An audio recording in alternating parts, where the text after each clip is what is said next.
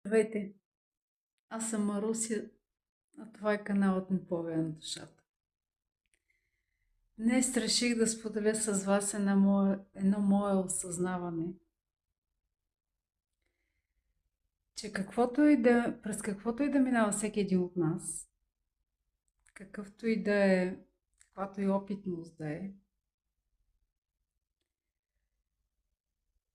то урокът е да минаваме с лекота и с доверие към себе си.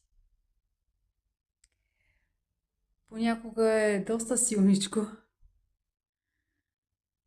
но пък днес реших да си подаря един ден, в който всичко е наред. И в този един ден, в който всичко е наред, аз избрах да споделя това видео с вас. Благодаря ви, че бяхте с мен. Приятен ден и светлина и любов от мен.